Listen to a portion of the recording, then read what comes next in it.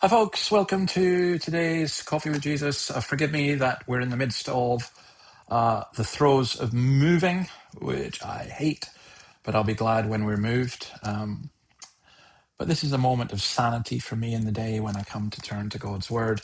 We're coming to John chapter 10, and I believe it is verse 31. Of course, if I was professional doing this, I would have had it all opened and ready to go. But anyway, here we are. So, Jesus has just made this amazing statement about how Christians can't be taken from his hand because he and the Father are one. That's their intention and purpose and so on. So, verse 31, John 10:31. Again, his Jewish opponents picked up stones to stone him. But Jesus said to them, I've shown you many good works from the Father. For which of these do you stone me? We are not stoning you for any good work, they replied, but for blasphemy, because you, a mere man, claim to be God. I actually love what Jesus says here because he kind of goes almost sarcasm. They're picking up stones, they're going to stone him. Jesus said, I've done a lot of good stuff here. You know, healed people, helped people. Why are you stoning me? And their reply is just amazing.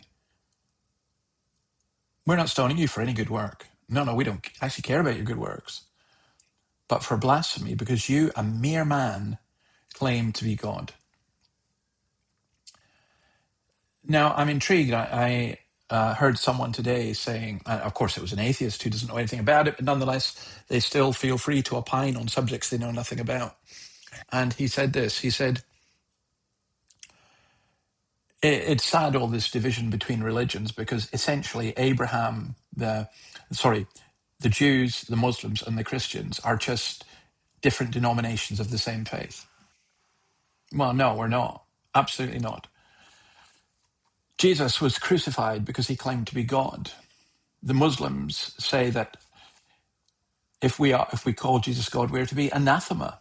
They regard it as an absolute blasphemy. You know, people don't understand this concept of blasphemy. At least they say they don't. But in our culture, there are blasphemies. You know, there are certain things that if you say them, that's considered to be, in effect, blasphemy.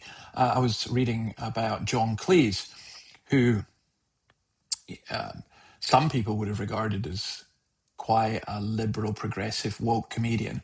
But he's recently been coming out saying quite a lot about the dangers of Islam. And the Metro newspaper in London has basically said, what's gone wrong with him? You know, and basically he's been cast out because he's committed blasphemy against a progressive shibboleth. So we do have blasphemy, and blasphemy exists within religion as well. And here, Jesus is considered to be blaspheming because he said that he and the Father are one. He's going to go on and explain more about that. But that is the absolute core. We are not of the same faith as Muslims, or indeed of Jews who deny the divinity of Christ. But we are of the faith of Christ. This mere man, and he is a man, but he's not a mere man because he claims to be God, because he is God.